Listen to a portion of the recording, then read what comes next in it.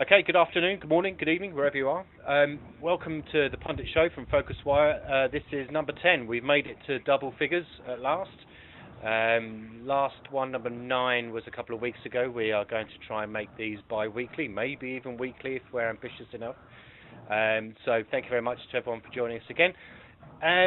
As explained on the last one, so the PundIT Show is very simple. We just get a group of experts and other likely intellectual people from around the industry and within the company to have a chat about what's going on in the industry that particular week or that particular fortnight and whatever is floating our boat, as we say here. This one in particular is a bit different. Now, those of you listeners that have had your heads buried in the sand for the last month may have missed the fact that we have been doing a theme month at PhocusWire, which is all about voice and voice technology. The vast majority of that has been written by our senior reporter, Mitra Sorrells, who is joining us today as well for this call because she's been writing an awful lot about it. And we're also joined this week, our fellow pundits are Charlie Cadbury from Dazzle. He's usually based in the UK, but is somewhere, I understand, infinitely nicer than that. So thank you very much to Charlie Cadbury for dialing in. And also we're joined by Coletta, who's one of the analysts and one of the experts over at Phocuwright. So he's in the Manhattan office, Mitra's down in Florida, and Charlie is in the sun somewhere. So good afternoon, panel. How are you doing? Very well, thank you. Great, good to be here. Okay. Right, so as I said, everything is given over to voice tech for this particular episode. We've covered it fairly extensively over the last month, as I was saying. We've been interviewing people as diverse as Kayak and Expedia and Skyscanner, and indeed Charlie from Dazzle was in one of our articles as well, which is why we asked him back on the show today. We also got some points of view from Sabre and quite a few others, and we've been really trying to just get under the skin of where this kind of voice tech is now, where it's kind of come from, and I guess more importantly from the industry, but really kind of where it's going next. So I thought it would be quite useful, first of all.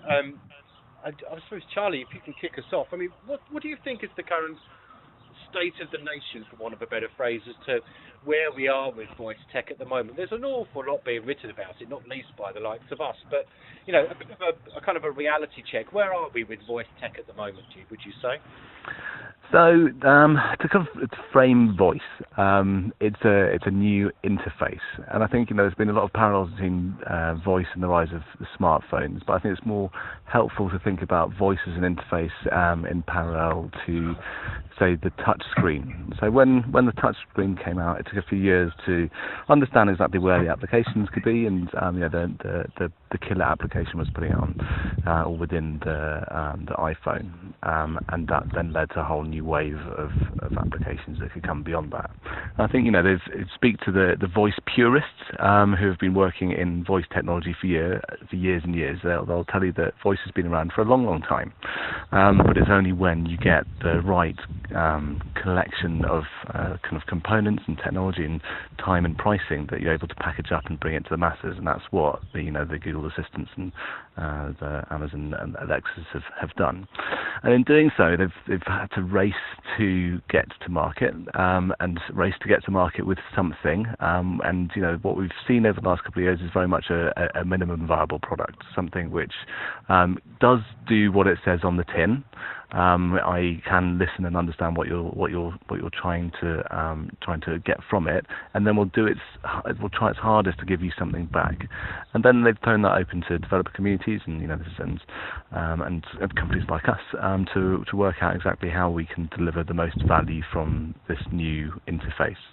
And so people are seeing this as something that is going to stick.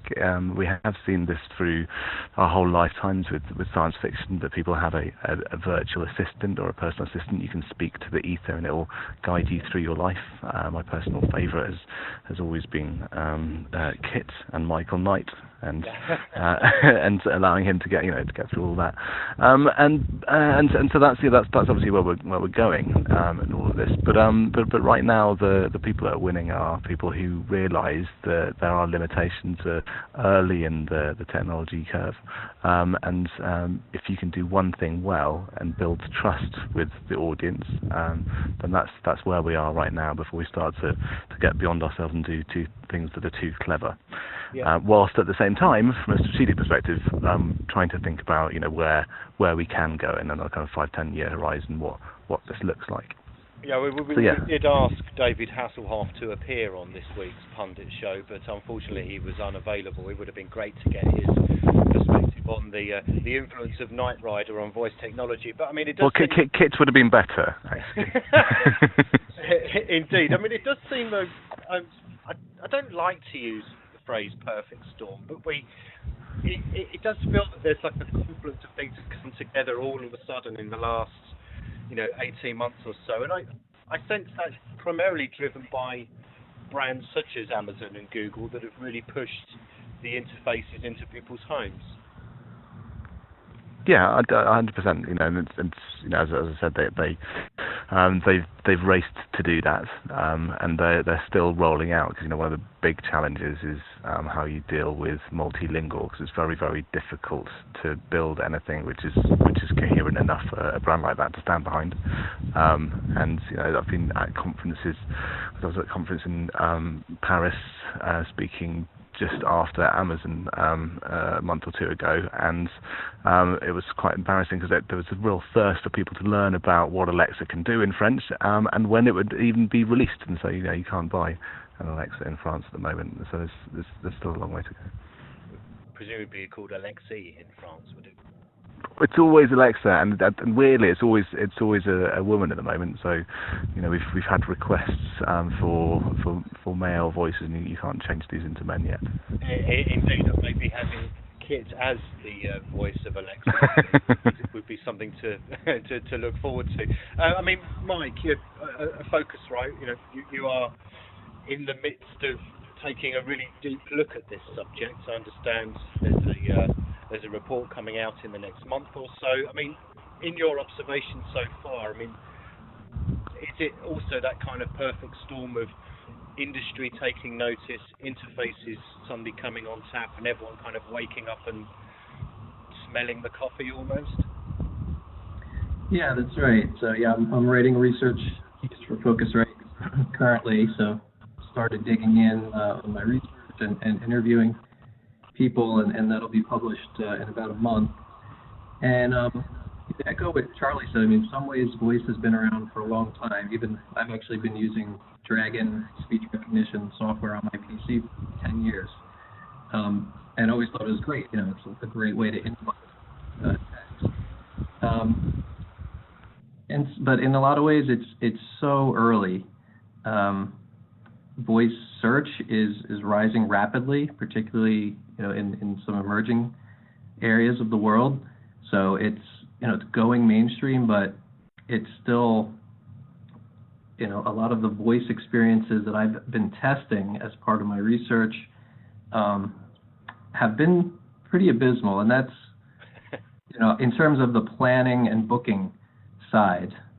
And Kevin, I was thinking about how long we've talked about or heard people say that travel planning is booking, and here comes another interface that to me is going to make things worse because it's just not conducive for planning and booking. I think you need the visual aspect, but it's growing very rapidly, and I can see the potential, and I think it's I haven't seen any convincing experiences on the planning and booking side, but in terms of high context situations, I think we're really starting to get there, and that is a result of confluence of big data and AI and being able to process voice very accurately and put context around the input and use things like location to do something that where you have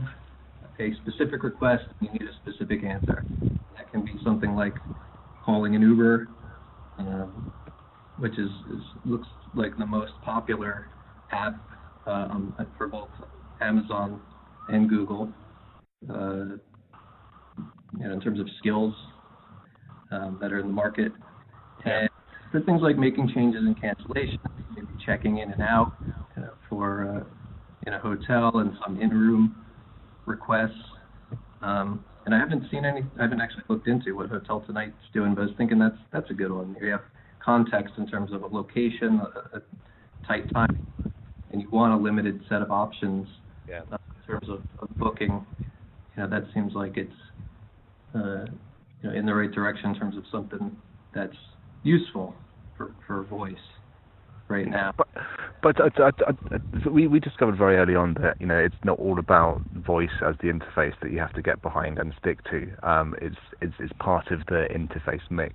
So we very much talk in the world of assistants, and an assistant that can help you with the right interface in the right context. So booking is it's one of the we work a lot with airlines, and so booking is an obvious place to start. And we could definitely prove out a booking path, but making it delightful is a real challenge unless you bring in a screen. I think that talk to all the major players. They're all talking about omni-channel as the experience for assistants, and the trick is to try and create an assistant with voice in the right place, rather than voice as the thing you're jumping on just because you need something in voice. It has to kind of sit within the experience. In the course of our articles over the last month or so, we've found that some of the reactions from the travel brands, Expedia in particular, has been, I wouldn't say muted. They're looking at it, but they see more challenges at the moment that need to be overcome than opportunities almost. I mean, do you get that from when you're talking to the industry, that there is a little bit of they want to just see how it all pans out almost? Well, this is the problem with any new technology. Everyone wants to see the killer apps or the killer advantages to the platform, and we're kind of a risk of a cycle in the kind of the world economic cycle. So people aren't necessarily wanting to put the massive investment in to make all the learnings and mistakes to show the rest of the world where to go. So I do think that because we're so early, and this is kind of borne out with the way and the kind of timing these speakers came through. We haven't had enough data to come back to show where the killer applications begin. But there's a whole load of people doing very private pilots and proof of concept. So I think that over the next 18 months, you're going to see a whole load of people who have proven where the benefits and the big value lies, and are then going to be making those big steps forward. So in terms of kind of publicly available, this is where where the future is, and we've proven it. We don't have those case studies yet, but they're all in the making. Is what I'm hearing. Yeah, and Mike, I mean, I guess it's the same kind of question to you. I mean, presumably you're talking to the industry and other experts. I mean, what are they saying to you about where we are with things at the moment? Yeah, hearing again, it's pretty much for situations where you have a lot of context, and the answers can be a bit black and white. Things are starting to get exciting. We're seeing real applications of voice that are useful. So then I go back to, depends on which area of the travel industry you're talking about. So for in-room, we're seeing a lot of solutions roll out for hotels and vacation rentals. It seems to be useful for Uber, but in terms of planning and booking, what I'm starting to think about is the role of screens, visuals, and so it's still very, very early there. For the Echo Show, that device is very limited. Google, I was just reading, is going to be rolling out smart displays that can interface with the home device later this year, but they're not out yet. And so a lot of this, I think you have to believe the hype, and the growth seems to be there. It's just it is convenient enough that people are just going to continue to adopt it, I think, as it gets better and better. But what does the future look like? I think in many cases, for many applications in travel, you need a screen, and maybe augmented reality or virtual reality eventually. Starting to think about what those experiences might look like in 4 to 5 years, where you can have a conversation with a virtual agent and kind of talk through in a more natural way that you want to take and look at destinations and see your booking options and potentially have a lot of context around that for a company like Google that moves more and more down the line and has the most information about what's in your calendar and what's in your email, and to the degree that some of the standalone devices are listening to what you're saying, and they have a lot of context. That could be a really great experience, but it's still pretty far in the future. Yeah, and I think look at all the products that are shown at CES. I mean, it's dominated by talking Internet of Things. Over the next 10 years, you're going to be able to speak to everything from your kettle to your Hoover, and that everything in your house you're going to be able to talk to, and they're expecting that to be a rise of this interface. Now I think that how to make sense of all of that. This is the first wave of the world trying to find where the value lies for voice.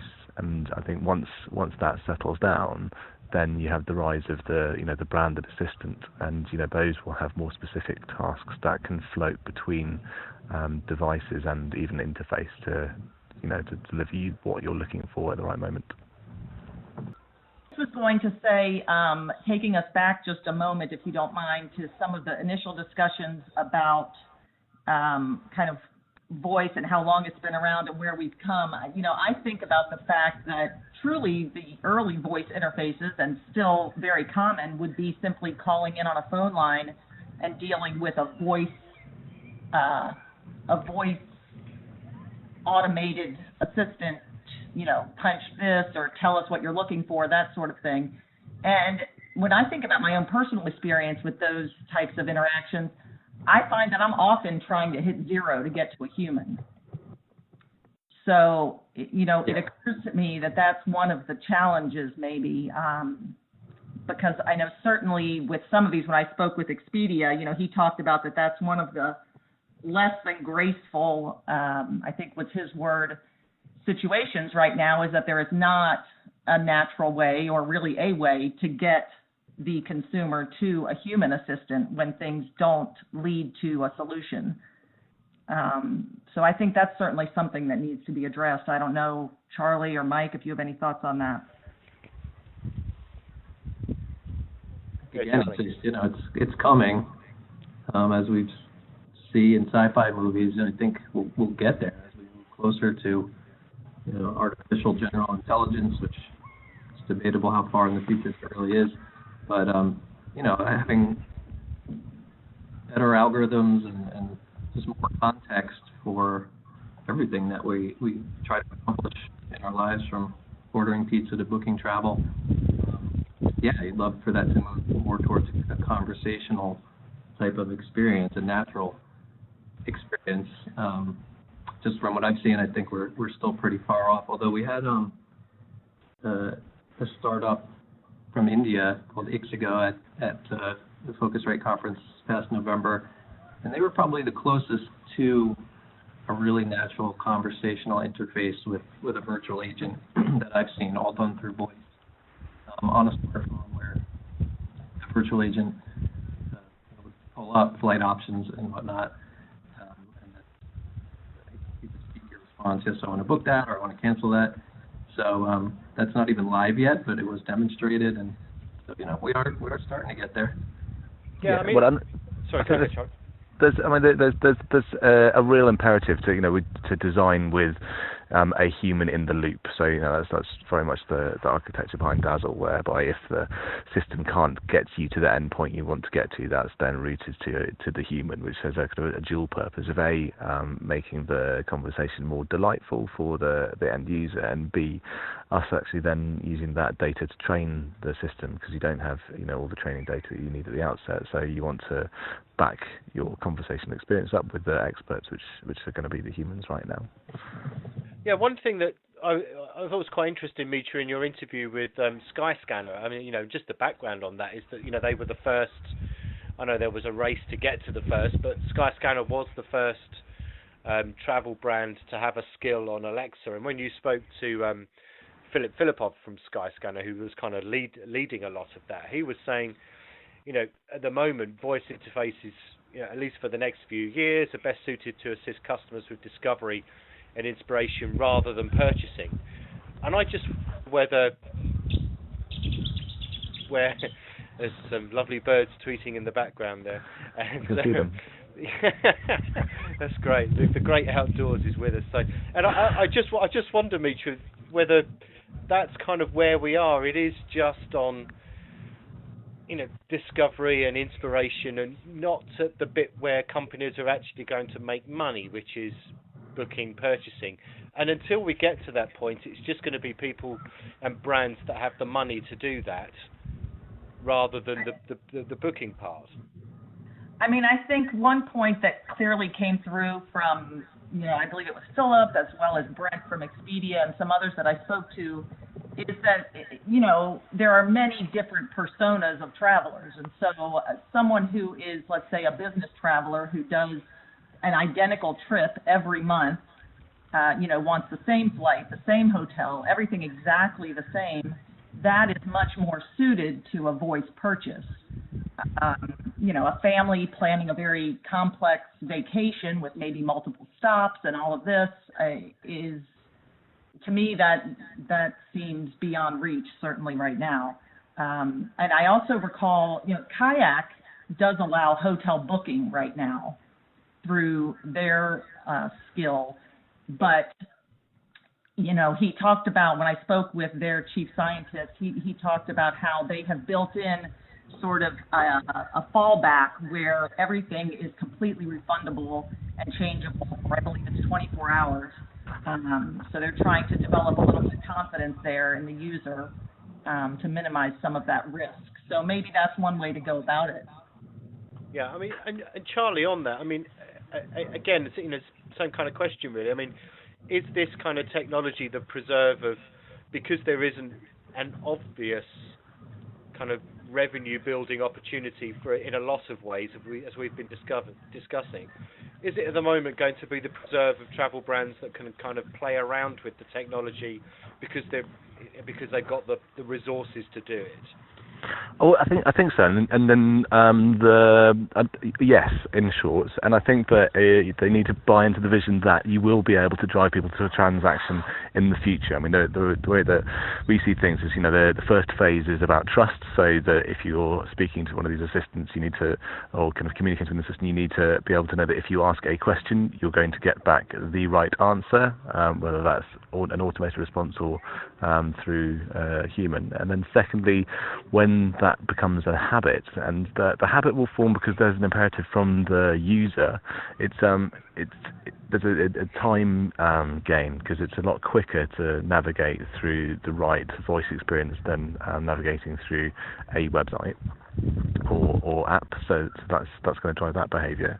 And then once that is an ongoing behavior, then you get the personalization, and you're able to then realize that you're speaking to an assistant that knows you and is able to speed up that interaction even further with an understanding of context. And then with that understanding of context, then once you've got that data and you've got those habits formed with your user base, your customer base, then you're going to be able to drive those customers towards transactions and ancillary revenue. And if you buy into that as a vision, as a assistant that you are able to build, then there are riches waiting for you. And talking of vision, I mean, a point that you made, Mike, before we started was the importance of, or the having some kind of visual context despite this all being about voice, do we need some kind of visual context as well? Yeah, I think that's going to wind up being very important when booking, right? We're very used to seeing search results and being able to sort them and being able to look at the options, right? So not sure exactly what direction that'll go, but I would think it's there's just got to be deeper integration with smart TVs and dedicated displays. Just better syncing with displays for that. I haven't seen any great experiences for that yet. I think the bigger question that Charlie was starting to get at is building trust for consumers. I think you can look at mobile and see the parallel there. I mean, it took a while for people to, if you look at like the length of search queries over time, got longer and longer as people trusted, the mobile experience and got comfortable with the mobile experience and searching there, and even booking. We have data at Phocuwright about mobile booking increasing, and it's a level of comfort, and I think the same thing will play out here. And it takes time. It can take 5, 7, 10 years for a major shift to occur in consumer behavior. And I think the key is, one thing I heard on a Andreessen Horowitz podcast, which Kevin, I don't know if you had seen that, it was circulated but the end game is automation and control of smart devices in the home and the car eventually, because when you can lock that in, make it really convenient for people to trust and use voice on an everyday basis, I think that's kind of the gateway to being able to get people to trust the voice experience for something as complex as booking. So that makes me think a lot about Google versus Amazon in particular, and how their assistants, their voice assistants, will alter the search landscape. And then to touch on something from before too, I don't know if any of you have really seen any great examples of how that'll be monetized, other than ordering detergent through Alexa. But in terms of travel, I have a lot of questions of how that'll play out. With Google having more of an advertising model, Amazon having more of a direct sales model, and how it'll all be monetized. I think there's still a lot of questions there. Yeah, I mean, we can come on to that kind of power shift in a moment. I mean, but it's interesting that the way the discussion's going, which is this, it's about trust. I think it's also a little bit about, maybe, Charlie, about people just being comfortable with the interfaces, by which I mean, we have a couple of Alexas here at home, and I still feel marginally awkward giving grocery items to Alexa to put on the shopping list. It still feels a bit strange talking at nothing. And I just wonder if, if as well as trust, it's just people being comfortable with talking to something that, you can't see the whites of their eyes almost. Yeah, but I mean, this happens with new technology. That people used to stand outside, like they do in the UK now, smoking cigarettes when they were using their mobile phones because they were so socially awkward. And now it's very much the other way. So it's if the imperative is that it's going to take less time for you to say, can you add some more champagne to your shopping list, than for you to write that for you to write that down. Then you're going to get into the habit of doing that, and it's going to then be on your device when you walk into the supermarket. You won't have left the list at home. So, once you can articulate where the value lies in terms of saving the customer time, then you're onto a winner. Yeah, and Mitra, let's bring you back in here a second. I mean, it's one of the other things that Philip at Skyscanner was saying is that, there is this level of friction. We're talking about people feeling comfortable, but at the moment, to get to Skyscanner, you still need to say, hey Alexa, open Skyscanner, and then you start the conversation. It's still, for a medium, i.e. voice, that's so natural to people, there is a certain level of clunkiness in terms of getting to what you need to do. Absolutely, and that's something that I heard said. And Philip wasn't the only one. There again, Brent really spoke quite a bit about that from Expedia and others. That this in a way is sort of the first iteration of this, but that we will get to the point where it won't be like that, because that isn't natural. To have to remember, first of all, to know that a brand has a skill. Let's say when we're talking about Alexa, to enable the skill, to then kind of call up or open the skill each time you want to do something, when maybe you just want to say, hey, tell me about flights this weekend to London, or what have you.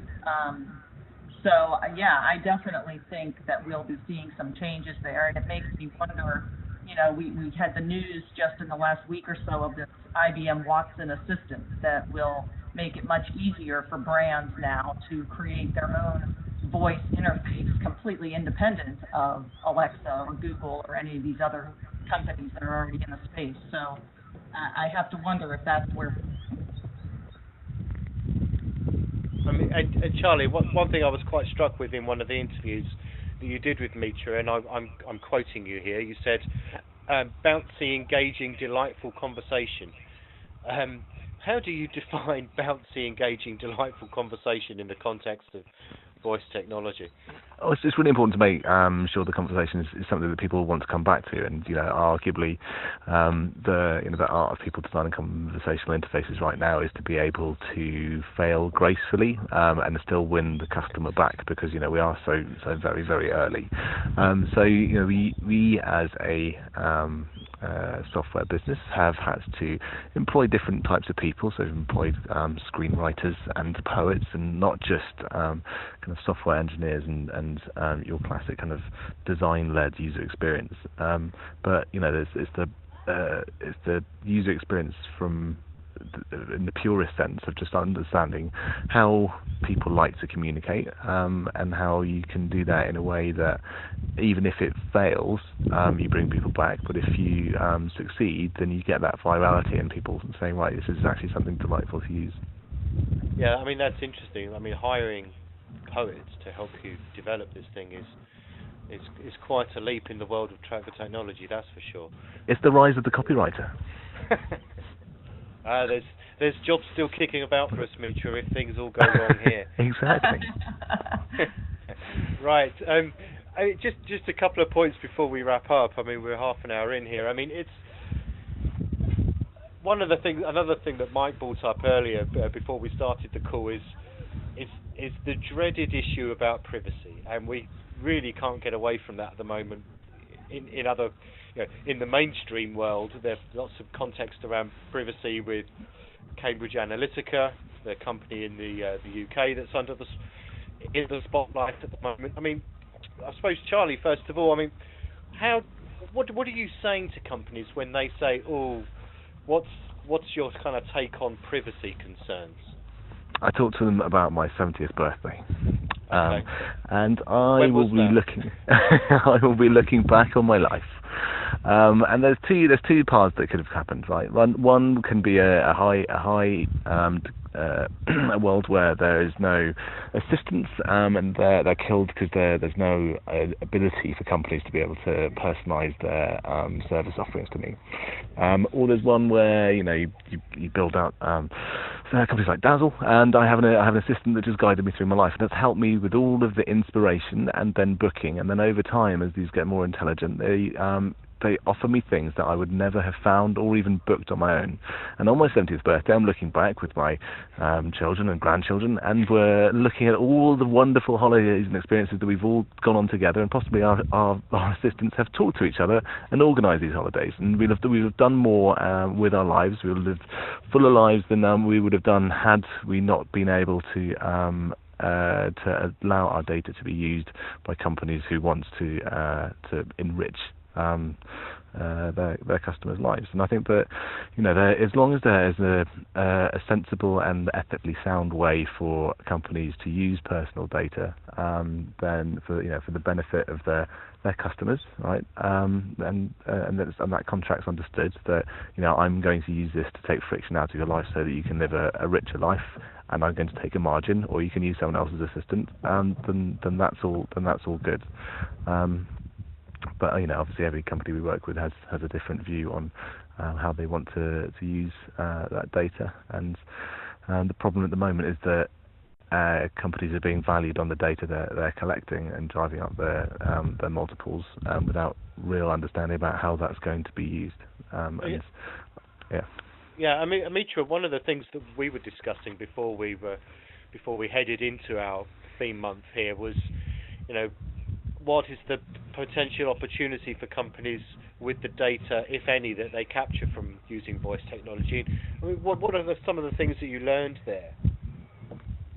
It was interesting because we, as you recall, we had talked about really trying to focus on that, and as it turned out, I kind of felt like that there isn't as clear of a sense of that yet, enough that we could build a full piece around. I mean, I think what I was hearing was, that ideally, as the data is collected, it then allows the assistant, as Charlie has so optimistically described. I do want to point out that he's speaking to us from a beach, so he has a very optimistic view of all of this.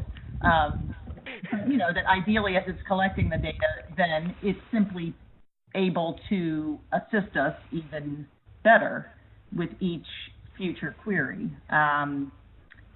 But as far as what they're doing with the data, that is a big question. I know one thing somewhat related to this that came up a few times is this issue that the brands with skills on Alexa do not get as complete a picture of what is being asked and data points as, let's say, if they have kind of their own voice interface, or I believe even through Google. Maybe Charlie or Mike, correct me if I'm wrong, if you're aware of that. But there was comments that with Alexa they're getting the successful utterances, if you will. Correct. Yeah, no, that's right. It's relatively closed, and I think that's in Amazon. Yeah, that's Amazon's attempts to make sure that not too much of the entire context, or we definitely don't get the audio files, and we definitely don't even get the transcript, so we don't know where Amazon's passing or failing. We just know when they've understood something we're expecting. Yeah, and I mean, Mike, you brought up the subject of privacy concerns. What's your point of view on it then? Yeah, well, I keep my Echo and my Google Home unplugged at home. I have a Google Assistant turned off on my phone because I know they say they're not storing everything, but I've had the experience, and I've had friends tell me, I was talking about this car I was thinking of buying the other day, and then I saw an ad on Facebook, and I think it's really hard to know when they're listening. But the bottom line, I think people in the long term will always need privacy for convenience. At least that seems to be historically true, and voice offers enough convenience. I mean, I use it a lot for just input on my phone for queries and typing. So I use it when I need it. But eventually, again, as a company like Google gains more context and ability to act on that context and make our lives more convenient, I'll probably wind up trading some privacy for that too, because if the experience is great enough, I agree it's really worth it. Yeah. I'm still pretty defensive right now in terms of letting those devices listen all the time. Okay, right. So let's get into to kind of wrap us up. There is a sense that there is the potential for a kind of a shift in power between major intermediaries and suppliers, and those that kind of hold the keys to all of this, such as companies such as Google and Amazon and Facebook and others. I mean, do you sense, Charlie, that could happen because they are the gatekeepers, or is it all the time that they need to still rely on brands to provide the end source service for them, that they're just kind of another intermediary in a world of intermediaries? Well, these companies are going to try and do more and more and more and more, and extract more value from this layer. But until all of the service providers provide absolute public APIs for everything they're doing, then they've obviously still got a role to play, and they're not going to do that. So where large brands can retain a lot of this value is by building the right kind of conversational experience, and arguably hedge their bets and build their experience in a way that can plug into all of these different endpoints, so that they can just use conversation as another channel, a more and more automated channel, and that's of course what we think. That's what we do. Yeah, and I mean, Mike, we spent an extraordinary amount of time on the last podcast talking about the potential for Amazon and travel. Voice would presumably be part of that, do you think? Yeah, well, for sure. I think for the existing travel players, the OTAs, suppliers, Google has always been something to worry a bit about how far they'll go into travel. So Amazon seems like embracing the Alexa platform.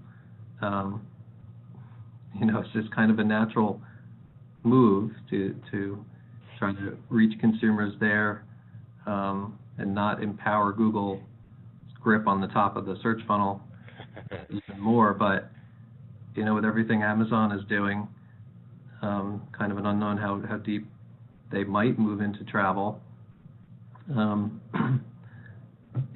a big question, but it looks like from what I've seen so far, they are experimenting more on the Alexa platform, and I think the key is really for them to try to protect their own brands, because you have kind of a brand vacuum in voice experiences where you don't necessarily have a visual cue, a logo, and you're really just often getting the answer, and you have some choice to pick. Like we talked about, on the Alexa platform, you can open Skyscanner or open Kayak. So I think the question's how those brands kind of keep users loyal to them, maybe keep them in their own apps and using voice within their own apps, maybe rather than the standalone devices. I'm sorry, I was just going to say, I'm curious, the rest of you, for your thoughts on whether we get to the point that the search on Alexa becomes a bit more like a search on Amazon itself, where, let's say I'm looking for a new pair of shoes. I can just put in the type of shoes I want. I'm not necessarily putting in a brand, and I'm trusting the system to then return the quote-unquote best, search result for me. That's one thing that came up with some of the people I spoke with as to whether this becomes a bit of a bidded marketplace as to what search result Alexa might return if we start to get away from this skill-based system. Yeah, well, that's where we're talking kind of in the medium term around this, the personalisation and more advanced assistants and more kind of general assistant you're asking more and more of, and the question then is, who then owns that general assistant? If that is Amazon, then it will be able to recommend things which are advantageous for it to recommend to you. And Chuck, I think it's TBD in that it depends on who figures out what consumers really want, what's the experience they want. Do they want to be able to compare and choose still, or can you get to a place where they trust the system enough to just pick something? Yeah, there's a lot of trust in this conversation here at the moment, isn't there? I mean, just something that I've just thought of, Charlie, and you might be the best person to answer this. We're talking about Amazon and Google a lot in this context, but it was Apple's Siri that was probably the first mass market kind of voice recognition technology. Where do you think Apple sits on all this? Because certainly from where we're sitting, it's rarely mentioned. but they are so ubiquitous with so many devices. But what's going on with them? So obviously the Amazon Skills Store and the Google Assistant have opened up are all kind of based on the success of the App Store, and that was a new platform that opened up to a community of developers, and they then found the value. And I think honestly it's because Siri hasn't got the depth to be released as a kind of a minimum viable product smart speaker yet, because they've been promising access to Siri for a while, and that's not been forthcoming. So it's not possible for us to build voice apps or iApps, whatever they're going to be called, on Apple yet. But we'd expect them to come to the game, because they've obviously got Google's big hurrah is that they've got a voice assistant on 400 million devices, because it's baked into a whole load of Android devices. And the minute that Apple can come to the party, they can start to talk the same talk. Yeah, it will come. It's just a bit somewhat surprising that they, perhaps for the first time in recent memory, Apple have arguably slightly behind the curve on this. Yeah, they understand technology adoption very well, and are looking for a way to manoeuvre to an advantage. Yeah. Okay. Well, we never discount Apple, do we? Because they'll come up with some other device that we don't need, and we all end up buying it, like an iPad or something like that. But anyway, let's wrap us up. Let's go around our virtual table, or back outdoors with Charlie. I mean, let's start with you first, Mike. I mean, where do you see all this going from an travel industry perspective? Let's say kind of 5 years time. Do you sense it will have mass adoption or not? I do think so. I think, again, the convenience there, that we're going to continue to adopt this, particularly as it gets better and more capable, and we figure out how to incorporate visuals properly. I've read some articles about the post-smartphone era, where voice will be pretty much embedded into everything, and perhaps we don't need our phones much anymore, because our refrigerator, our car, everywhere we go, even possibly buying a train ticket in the station could be voice enabled, and that's hard to know, where it'll actually land. But I think it's, again, all kind of driven by convenience, and voice, I'm convinced, will have a major impact. Already is, as we said, in certain areas where there's high context. It just makes a ton of sense. Yeah, I mean, what I find quite interesting is watching my daughter, who is 13, and she's constantly chatting to her friends, and they just leave, they open up FaceTime or whatever it is, and they leave the channel open, and there's 3 or 4 of them all talking at the same time, and the phone just sits in the corner of the room. And the way she interacts with it is not in the same way that I interact with my phone, which is sitting there, holding it in my hand, looking at it, swiping things around. I just think maybe there is a generational element to all this that perhaps we haven't considered yet. That's just an observation, not a question. I mean, just Mitra, your final thoughts then, really. I mean, from the people that you've spoken to, yes, we mentioned earlier there is that degree of hesitation, but they're obviously all they certainly see this as something that they have to consider and are working on, especially those that have got the resources. Oh, absolutely. Absolutely. I mean, nobody wants to be left behind, and I would agree with Mike. I definitely think this will continue to move forward. At what pace and at what level of adoption, I think it will be interesting to watch. Certainly, I would agree that visual interface added on with this will be critical for travel brands. And I also think that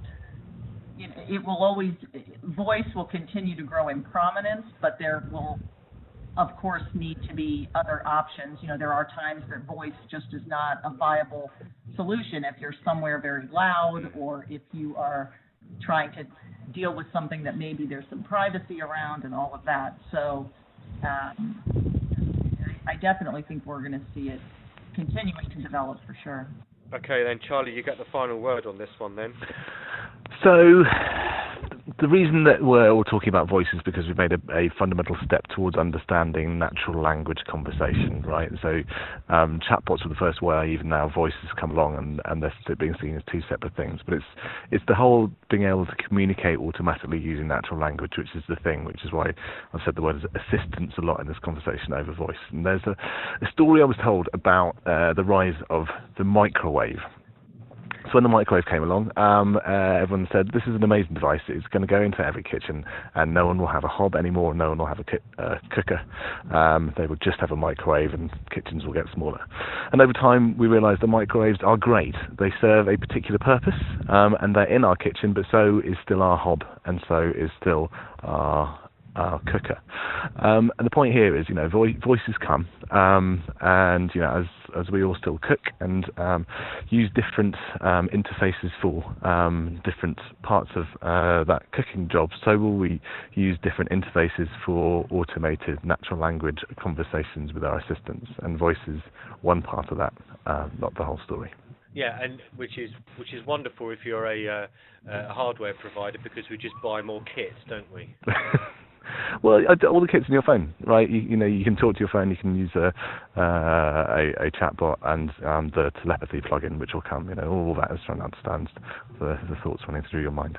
Yeah, and inadvertently, I've managed to tie the two ends of the podcast together by using the word kit, both at the beginning and so. Well done me, and well done us. So, with huge irony, given that it's Amazon Echo, we have had a fair amount of echo on this, but it's a podcast. These things happen. So thank you very much. Mostly to our guests, chiefly yourselves, Mitra, Charlie, and Mike, for joining us. There'll be a lot of stuff about voice covered on PhocusWire, I'm sure, over the next weeks and months. It's not just exclusive to our theme month. I sense, Mike would probably agree with me, that we will get a deluge of voice-related startups appearing at the various Phocuwright conferences this year and leading into next year. So certainly if you're attending those, the next one actually is in Amsterdam, 5 weeks, Phocuwright Europe. So I'm sure there'll be people there that are interested in voice tech, and maybe some vendors from voice tech will be there as well. So look out for that. But again, thanks to Mitra, Charlie, and Mike. Enjoy your sunny afternoon. Charlie, thanks ever so much for dialing in during your vacation / holiday, and thanks ever so much for everyone tuning in. Thank you, panel. We'll be on another Pundit Show number 11 in a couple of weeks. Thanks a lot. Thank you very much. Thank you, Kevin.